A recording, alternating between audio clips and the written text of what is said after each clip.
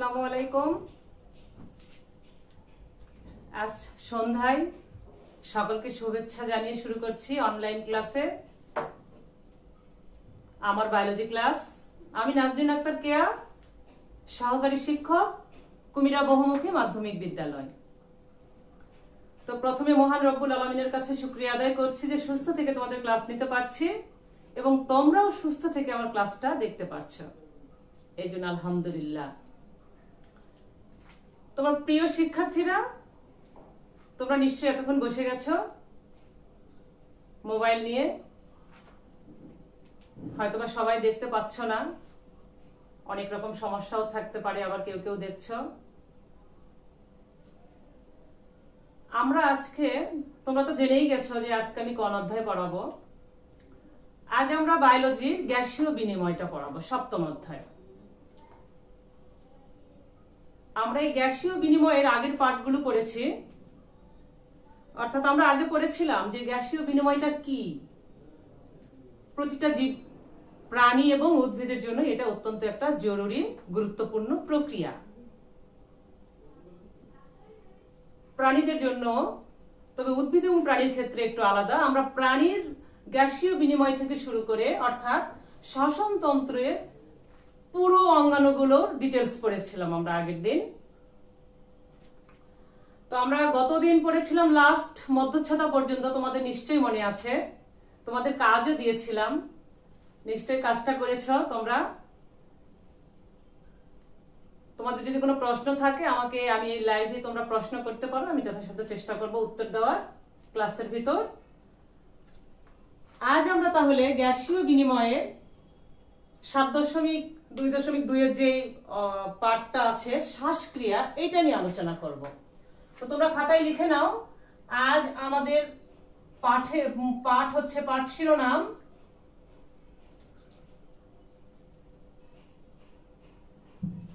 তোমরা দেখে নাও, লিখে নাও, সরি।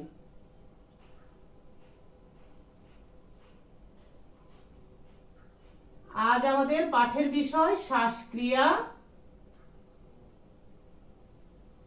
ও গ্যাসীয় বিনিময়।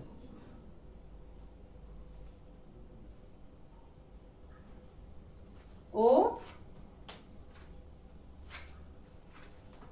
গ্যাসীয় বিনিময়, আমরা এটা নিয়ে আজ আলোচনা করব।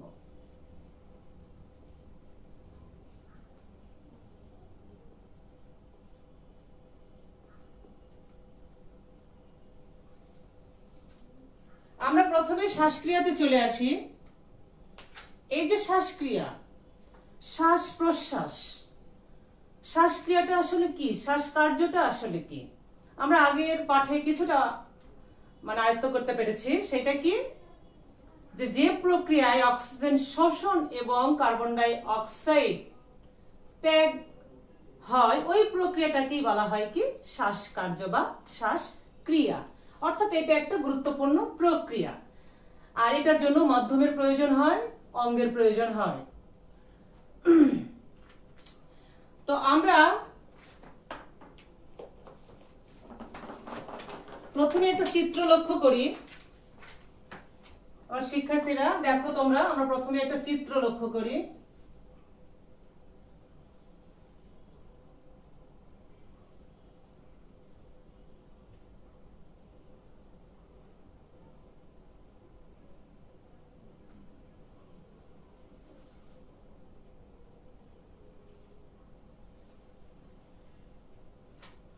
এই হচ্ছে একটা চিত্র। আমরা আগের দিনও শ্বসনতন্ত্রের অনেকগুলো অঙ্গাণু নিয়ে আলোচনা করেছিলাম। অনেকগুলো অঙ্গাণু তোমরা দেখেছো।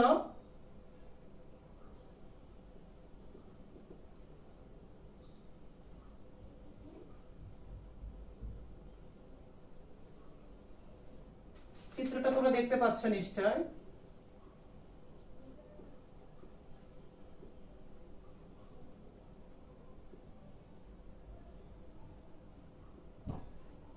দেখো চিত্রটা ভালো করে খেয়াল করো তোমরা।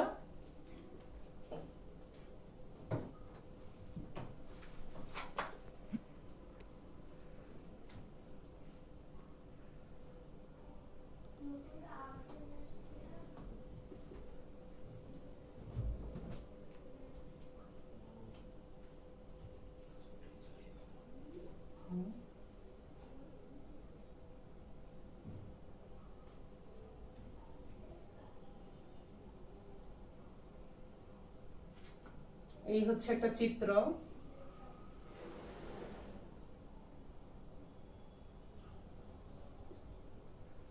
এই যে চিত্র, এটা হচ্ছে কি একটা মানুষের বক্ষ পিঞ্জরের চিত্র।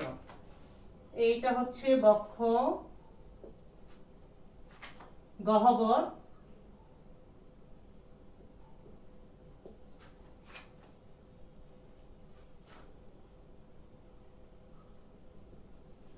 মধ্যচ্ছদা,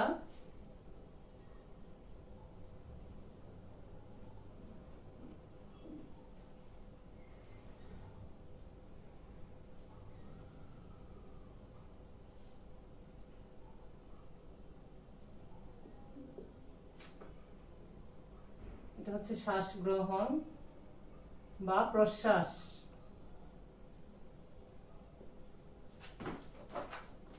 আমরা আরো একটা চিত্র একটু আঁকায় নিই।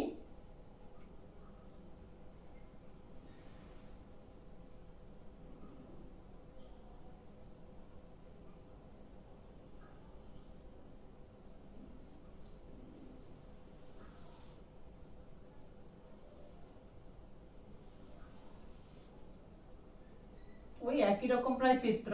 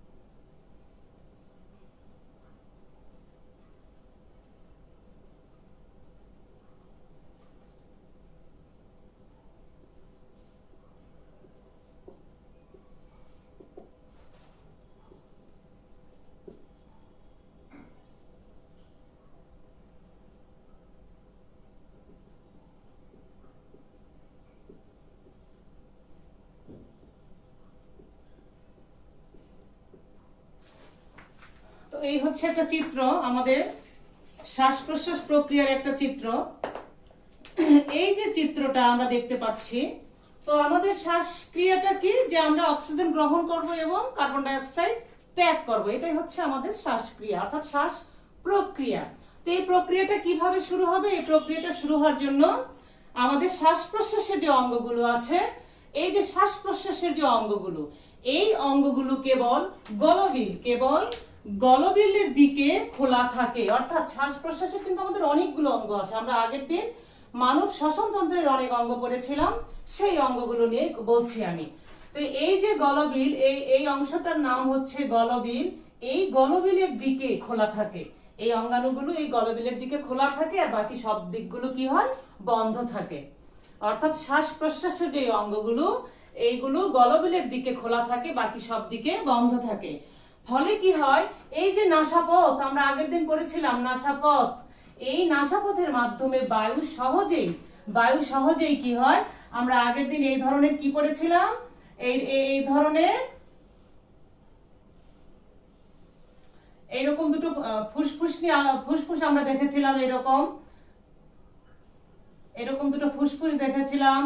এই ফুসফুসের ভেতরে আবার এই যে এসে অনেকগুলো থলের সৃষ্টি হয়েছিল, অ্যালভিউলি যাকে বলে। তোমার এই দুটো ফুসফুস, এই থলি, এই হচ্ছে হৃৎপিণ্ড, তার এটাকে বলা হয় কি? অ্যালভিউলি বা বায়ু থলি।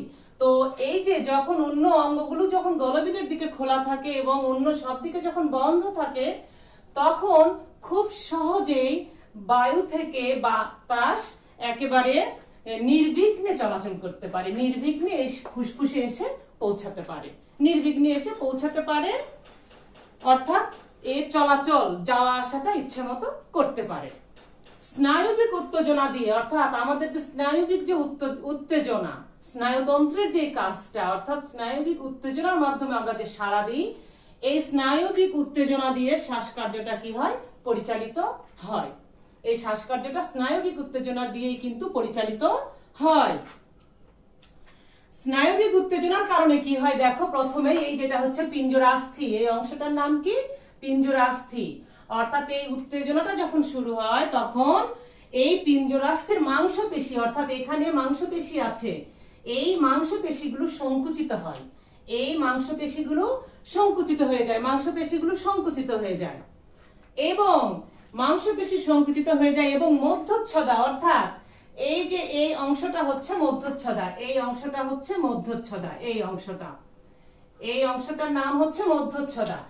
এই দুটো অংশ, এই মাংসপেশি এবং এই মধ্যচ্ছদা কি হয়, সংকুচিত হয়ে যায় স্নায়বিক উত্তেজনার কারণে।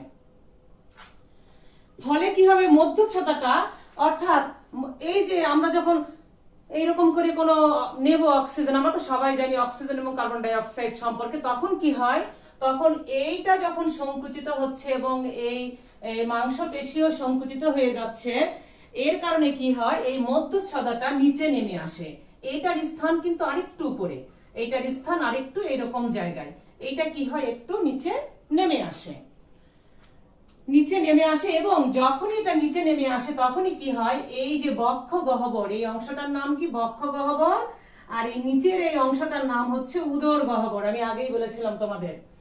তো এই বক্ষ গহ্বরটা কি হয়, প্রসারিত হয়ে যায়, এই বক্ষ গহ্বরটা প্রসারিত হয়ে যায়, অর্থাৎ মধ্যচ্ছদা যখন সংকুচিত হয়ে যায়, সংকুচিত হয়ে নিচের দিকে নেমে আসে, তখন এই বক্ষ গহ্বরটা কি হয়, প্রসারিত হয়ে যায়।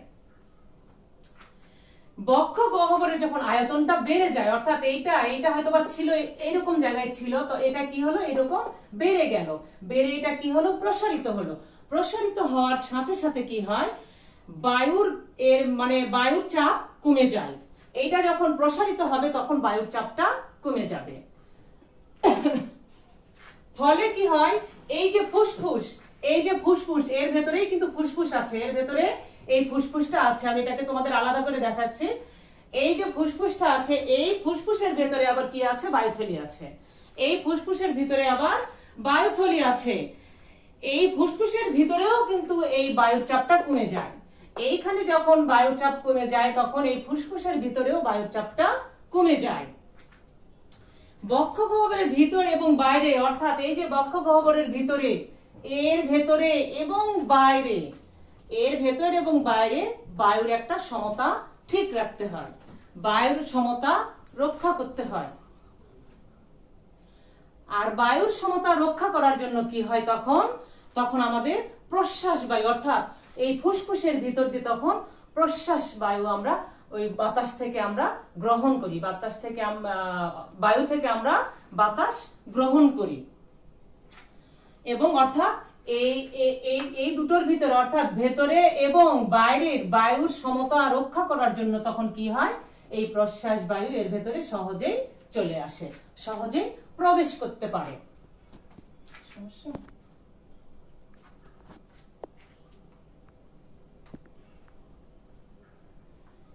এবং সহজেই প্রবেশ করতে পারে। আর এই যে এই অংশটা, বক্ষ গহ্বরটা যখন প্রসারিত হচ্ছে, মধ্যচ্ছদা যখন নিচে নেমে আসছে, এই বায়ুর চাপগুলো যখন কমে যাচ্ছে, ঠিক সেই মুহূর্তেই আবার এটা কি হয়, একেবারে ওই সংকোচনের সাথে সাথে, এইটার সংকোচনের সাথে সাথে, অর্থাৎ সংকুচিত হয়ে গেছে, সংকোচনের সাথে সাথে এটা পুনরায় আবার প্রসারিত হয়, এইটা পুনরায় আবার প্রসারিত হয়। আর যখনই প্রসারিত হবে তখন কি হবে, মধ্যচ্ছদাটা পুনরায় আবার আগের অবস্থায় ফিরে আসবে, অর্থাৎ উপরের দিকে উঠে যাবে। এই মধ্যচ্ছদাটা তখন কি হবে, এইরকম উপরের দিকে উঠে আসবে, এইরকম উপরের দিকে উঠে আসবে। এটা হচ্ছে মধ্যচ্ছদা। অর্থাৎ এইটা যখন সংকুচিত হলো, এটা হচ্ছে সংকুচিত, এই অংশটা কি সংকুচিত হচ্ছে, এই অবস্থায় এই প্রশ্বাসের সময় কি হচ্ছে, মধ্যচ্ছদা সংকুচিত হচ্ছে। আবার এইটা হওয়ার সাথে সাথে এটা কি হচ্ছে, প্রসারিত হয়ে যাচ্ছে, এটা প্রসারিত হয়ে যাচ্ছে। অর্থাৎ এই মধ্যচ্ছদাটা কি হবে, প্রসারিত হয়ে যাবে। এবং দেখো এখানে একটা স্থানে ছিল, এখানে আরেকটু উপরে উঠে গেছে, এইখানে যে অবস্থায় ছিল তার চেয়ে আরেকটু উপরে এটা উঠে গেছে।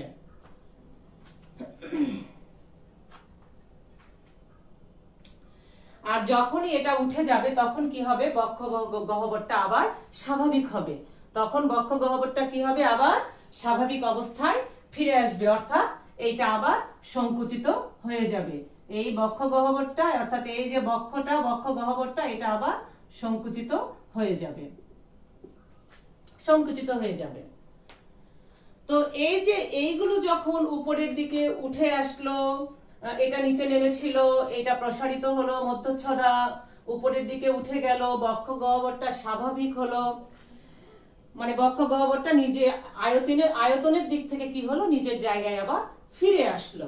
এতে কি হবে, ফুসফুসের ভেতরে, অর্থাৎ এই যে ফুসফুস, এই ফুসফুসের ভিতরে যে বায়ুথলি, অর্থাৎ এই বায়ুথলির ভিতরে বায়ুর চাপটা বেড়ে যাবে, এই বায়ুর চাপটা বেড়ে যাবে তখন। তো এই বায়ুর চাপটা যখন বেড়ে যাবে, ফলে কি হবে, কার্বন ডাই অক্সাইড ও জলীয় বায়ু সমৃদ্ধ বাতাস আবার বাইরে বেরিয়ে আসবে। এইটা আবার কি হবে, এটা আবার এইরকম করে আবার বাইরে বেরিয়ে আসবে।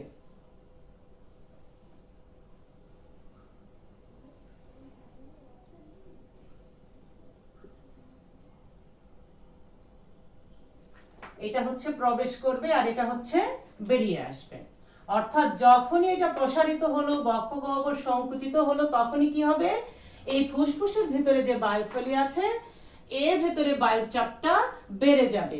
আর বায়ুর চাপ বাড়ার সাথে সাথে এটা আবার নির্বিঘ্নে বাইরে বেরিয়ে আসবে, একেবারে সুন্দর সম্পূর্ণভাবে বেরিয়ে আসবে।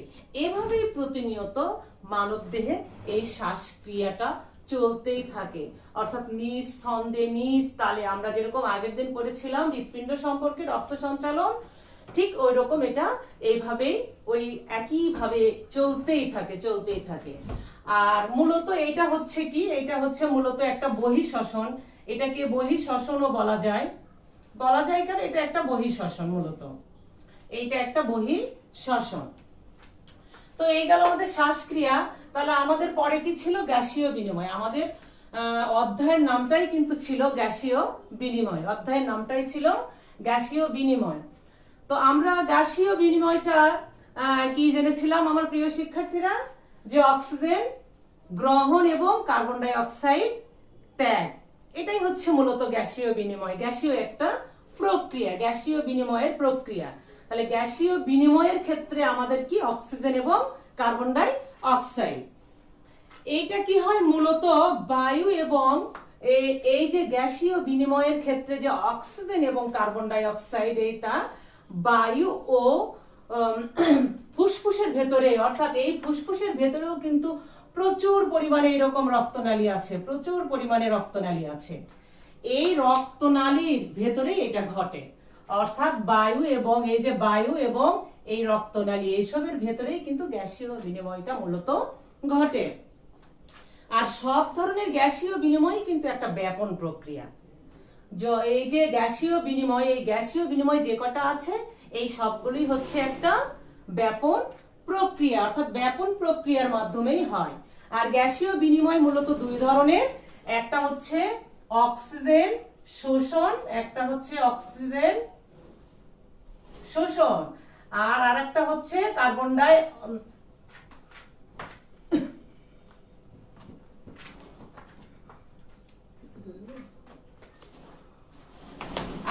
আর হচ্ছে কার্বন ডাই অক্সাইড পরিবহন, আর একটা কি, কার্বন ডাই অক্সাইড ত্যাগ কিংবা পরিবহন, যা বলবা ত্যাগ। তাহলে এই গ্যাসীয় বিনিময়টা, অর্থাৎ এই যে গ্যাসীয় বিনিময়টা, এই গ্যাসীয় বিনিময়টা কিন্তু দুই ভাবে হচ্ছে, একটা অক্সিজেন শোষণ এবং কার্বন ডাই অক্সাইড ত্যাগ। তাহলে প্রথমে আমরা এই অক্সিজেন শোষণটা নিয়ে আলোচনা করি। অক্সিজেন শোষণটা কি, এটা আসলে মূলত একটা ব্যাপন প্রক্রিয়ার মাধ্যমেই সম্পন্ন হয়। তো ব্যাপন অর্থাৎ ফুসফুসের যে বায়ুথলি, এই যে ফুসফুসের যে বায়ুথলি, এই বায়ুথলি এবং রক্তের চাপটা তো আমরা আগের ক্লাসে একটু পড়েছি। রক্তের চাপ কি, এই যে রক্তনালীগুলো আছে, এই রক্তনালীগুলোর ভেতর দিয়ে যখন রক্ত চলাচল করে, তখন এর গাত্রে একটু চাপ অনুভব হয়, তাকেই বলা হয় রক্তচাপ। এই বায়ুথলি অর্থাৎ অ্যালভিউলি, এবং এই রক্তচাপ, এই দুটোর পার্থক্যের জন্যই কিন্তু অক্সিজেন প্রক্রিয়ায় রক্ত প্রবেশ করে। অক্সিজেন ব্যাপন প্রক্রিয়ায় রক্তে প্রবেশ করে এই দুটোর কারণে কিন্তু, অর্থাৎ বায়ুথলি এবং রক্তচাপের পার্থক্যের কারণে অক্সিজেনটা কি হয়, এই অক্সিজেনটা ব্যাপন প্রক্রিয়ায় প্রবেশ করে। তো কিভাবে প্রবেশ করে? ফুসফুস থেকে ধমনী রক্তে অক্সিজেন, অর্থাৎ ফুসফুস থেকে ধমনী রক্তে অক্সিজেন প্রবেশ করার পর এই যে ফুসফুস, এই ফুসফুস থেকে এই যে মাঝখানে দেখো, এই মাঝখানে কিন্তু হৃৎপিণ্ড অবস্থিত। এই দুই ফুসফুসের মাঝখানে কিন্তু এই অংশটা হচ্ছে হৃৎপিণ্ড। তাহলে এই ফুসফুস থেকে ধমনীর মাধ্যমে রক্তের ভেতরে আসবে। আমরা আগের দিন যখন এই হৃৎপিণ্ড সম্পর্কে পড়েছিলাম, তো হৃৎপিণ্ডের এই যে ড্যান অলিন্দে, এই ড্যান অলিন্দে কি হয়েছিল, একটা ফুসফুসীয় ধমনী ছিল, এরকম একটা ফুসফুসীয় ধমনী ছিল। এই ধমনীর মাধ্যমেই কিন্তু এই যে রক্ত এখানে প্রবেশ করে, এরকম জায়গায় প্রবেশ করে। তাহলে এই ফুসফুসে প্রবেশ করবে, করার পর এটা কি হবে, দুই ভাবে পরিবাহিত হবে, দুই ভাবে পরিবাহিত হবে। মনে করো এই হচ্ছে একটা, এই হচ্ছে রক্ত, এতখানি রক্ত ভেতরে আসলো। এবার একভাবে কি হবে, একভাবে এই কিছু পরিমাণ রক্ত, আমাদের যে রক্তের দুটো উপাদান আছে, একটা হচ্ছে রক্তরস, একটা হচ্ছে রক্ত কণিকা। আমাদের কি আছে, রক্তরস এবং রক্ত কণিকা। তাহলে এই যে সামান্য অংশ রক্তরসের সাথে পরিবাহিত হবে, আর বাকি যে অংশটা, এই অংশটা কি হবে, এই যে এই অংশটা আমাদের রক্তের আবার যে দুটো উপাদান, রক্ত কণিকা এবং রক্তরস, এই কণিকার আবার তিনটা আছে, একটা হচ্ছে লোহিত কণিকা, অনুচক্রিকা আছে। তো এই যে লোহিত কণিকার ভেতরে হিমোগ্লোবিন নামক এক ধরনের যৌগ আছে।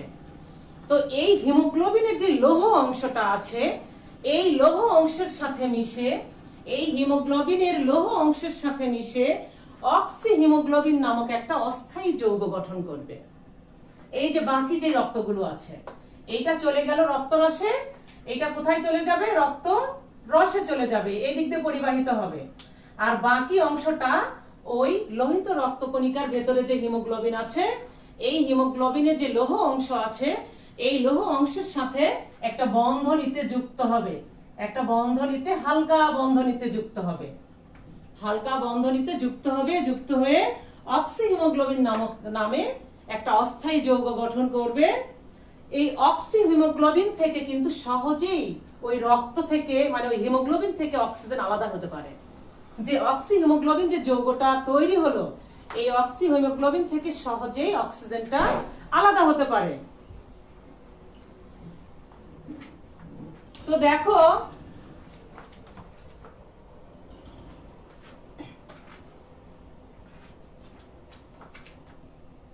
এই হচ্ছে হিমোগ্লোবিন, হিমোগ্লোবিন এর সাথে কি যুক্ত হবে, অক্সিজেন যুক্ত হবে। অক্সিজেন যুক্ত হয়ে কি করবে, অক্সি হিমোগ্লোবিন।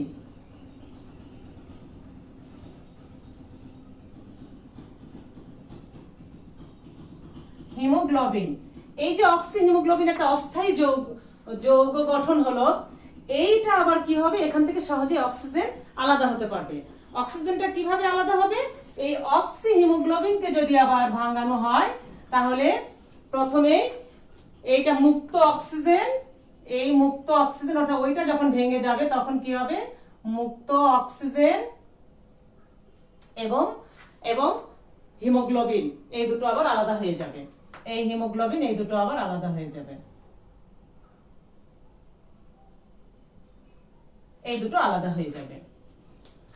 তো প্রিয় শিক্ষার্থীরা, এই যে রক্ত অক্সি হিমোগ্লোবিন, অর্থাৎ হিমোগ্লোবিনের সাথে যুক্ত হয়ে গেল, যুক্ত হয়ে অক্সি হিমোগ্লোবিন তৈরি করে ফেললো। এই পর্যন্ত আমরা জানলাম যে অক্সি হিমোগ্লোবিন তৈরি করে ফেললো। এই অক্সি হিমোগ্লোবিন কি করবে, এটা রক্তের কৈশিক নালীতে পৌঁছার পর, অর্থাৎ এই যে এই রক্তের ভেতরে, মনে করো এই একটা রক্তের উপাদান, এর ভেতরে প্রচুর পরিমাণে কৈশিক নালী আছে, কৈশিক নালীগুলো কিরকম দেখতে? কৈশিক নালীগুলো এইরকম এরকম জালকের মতো দেখতে, এরকম জালকের মতো দেখতে, এইরকম জালকের মতো দেখতে কৈশিক নালীগুলো। অর্থাৎ পেশি তন্তুতে চুলের মতো অতি সূক্ষ্ম রক্তনালী থাকে, এগুলোকেই কৈশিক নালী বলে। তাহলে রক্ত এসে এই কৈশিক নালীতে পৌঁছে যাবে। কৈশিক নালীতে পৌঁছানোর পর কি হবে? কৈশিক নালীতে পৌঁছানোর পর রক্তের যে হিমোগ্লোবিন, রক্তের যে লোহিত কণিকার আবরণ এবং পরে, অর্থাৎ এইখানে পৌঁছানোর পর এর ভেতরেই মনে করো এই হচ্ছে বড় একটা অংশ, এর ভেতরে হিমোগ্লোবিন আছে, এর ভেতরে ওই ওই রক্তটা আছে। এইখানে এসে এই হিমোগ্লোবিন এই স্তরটা ভেদ করবে, ভেদ করে এটা এই রক্তকণিকার আবরণ ভেদ করবে। অর্থাৎ প্রথমে লোহিত রক্তকণিকা, এইটা হচ্ছে লোহিত রক্তকণিকা। লোহিত রক্তকণিকা এরকম গোলাকার হতে পারে, এই ড্যাম্বেল আকৃতির হতে পারে। এই লোহিত রক্তকণিকার এই আবরণটা ভেদ করে এরকম বাইরে যাবে, আবরণটা ভেদ করে বাইরে যাবে। এবং পরে কৈশিক নালীর প্রাচীর, এটা কিন্তু পুরোই একটা কৈশিক নালী, আমরা বলেছি এটা পুরোই একটা কৈশিক নালী, এরকম কৈশিক নালী। এইখানে হিমোগ্লোবিনকে একটু, লোহিত রক্তকণিকাকে একটু আলাদা করে দেখিয়েছি। এইখান থেকে কি হবে? পরে এই কৈশিক নালীর জালিকাটাও ভেদ করে কোথায় যাবে? ও তো যাবে কোথাও একটা, ভেদ করে যাবে কোথায়? ভেদ করে মনে করো এইরকম, এইটা একটা টিস্যু, এইটা একটা টিস্যু, এরকম একটা টিস্যু, এরকম একটা টিস্যু। এইখানে কিছু, এই ফাঁকা স্থানে কিছু জলীয় পদার্থ আছে, কিছু জলীয় পদার্থ আছে, ওইটাই কিন্তু লসিকা, ওই অংশটাই কি লসিকা, ওই লসিকাতে প্রবেশ করবে। তখন এটা কোথায় প্রবেশ করলো? এই যে অক্সি হিমোগ্লোবিন, অর্থাৎ অক্সিজেনটা পৃথক হয়ে গেল, যাচ্ছে কি অক্সিজেন, যাচ্ছে কি অক্সিজেন। এবার এইখানে আবার অক্সিজেন চলে আসলো, লসিকাতে অক্সিজেন চলে আসলো। অবশেষে কি হবে? এইটা একটা মনে করো পুরো কোষ, এই অংশটার নাম কি? পুরো কোষ। এবার এই কোষ প্রাচীর ভেদ করবে, কোষ প্রাচীর ভেদ করে অক্সিজেনটা, এই কোষ প্রাচীর ভেদ করে, কোষ আবরণটা ভেদ করে কি হবে? সরি, এইটা কোষ না, মনে করো এইটা হচ্ছে এই লসিকা। এবার এইটা হচ্ছে একটা কোষ, এইটা কোষ। এবার ও কোষের ভিতরে আসবে, এই প্রাচীরটা ভেদ করে আবার কি হবে? এই কোষের ভেতরে প্রবেশ করবে, এই কোষের ভিতরে প্রবেশ করবে, অর্থাৎ কোষে পৌঁছে যাবে। এভাবেই অক্সিজেনটা শোষিত হবে, রক্ত এভাবেই শোষিত হবে। তো এই গেল। এরপরে আমাদের কার্বন ডাই অক্সাইড পরিবহন আছে।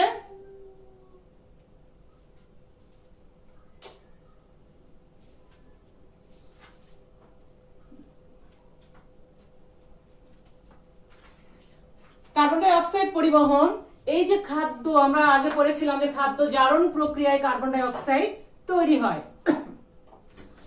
এই খাদ্য জারণ বিক্রিয়া শেষে যে কার্বন ডাই অক্সাইডটা তৈরি হবে, এই কার্বন ডাই অক্সাইড প্রথমে কি হবে? কোষ আবরণ ভেদ করবে, ভেদ করে আন্তঃকোষীয় তরল, অর্থাৎ মনে করো এটা হচ্ছে একটা কোষ আবরণ, এখানে আছে কার্বন ডাই অক্সাইড, এই অংশটা আছে, এটা হচ্ছে কোষ আবরণ।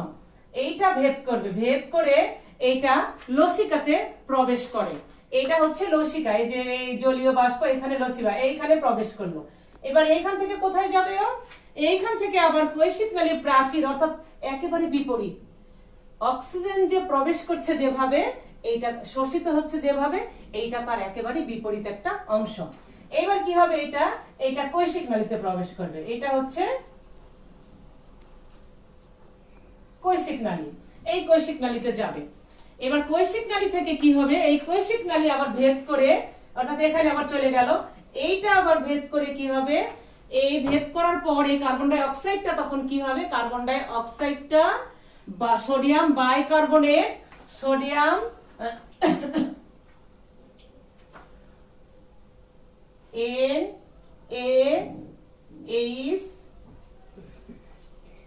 NaHO3, অর্থাৎ এই সোডিয়াম বাইকার্বনেট এবং পটাশিয়াম বাইকার্বনেট রূপে লোহিত কণিকা, অর্থাৎ এই যে লোহিত কণিকা, এই ডাম্বেল আকৃতির যে এই লোহিত কণিকার ভেতরে প্রবেশ করবে। অর্থাৎ এই কৈশিক নালিকা থেকে এসে এটা এই কার্বন ডাই অক্সাইডটা সোডিয়াম বাইকার্বনেট এবং পটাশিয়াম বাইকার্বনেট রূপে অর্থাৎ রূপান্তরিত হবে, একটু একটু নিজেকে চেঞ্জ করে নিবে, নিয়ে কি হবে লোহিত কণিকাতে প্রবেশ করবে। এবার লোহিত কণিকাতে প্রবেশ করার পর এটা কি হবে, এইটা এই লোহিত কণিকা হয়ে ফুসফুসে চলে আসবে। এটা কোথায় আসবে, এই সেই ফুসফুসে চলে আসবে, এই ফুসফুসে চলে আসবে। তারপর সেখান থেকে কৈশিক নালী ও বায়ুথলি ভেদ করে, অর্থাৎ এখান থেকে এই যে বায়ুথলি আছে, বায়ুথলি এবং কৈশিক নালী ভেদ করে আবার এই যে আবার এই বাইরে বেরিয়ে আসবে। এভাবেই কার্বন ডাই অক্সাইডের পরিবহনটা সম্পন্ন হয়। তো আমার প্রিয় শিক্ষার্থীরা, এই হচ্ছে গ্যাসীয় বিনিময়। এই গ্যাসীয় বিনিময়ের আরো অনেকগুলো অর্থাৎ শ্বাসনালী সংক্রান্ত অনেক রোগশোক আছে, এগুলো তোমরা একটু বাসায় দেখে নিও। আর আগামীকালকে আমি বলে দিচ্ছি, তো তোমরা বাসায় এইগুলো সুন্দর করে পড়বে এবং বাসায় গ্যাসীয় বিনিময়ের ব্যাখ্যাটা আলোচনা করবে। সময় শেষ হয়ে গেছে, আর একটা ক্লাস শুরু হয়ে যাবে। তো তোমরা সবাই ভালো থেকো, আল্লাহ হাফেজ।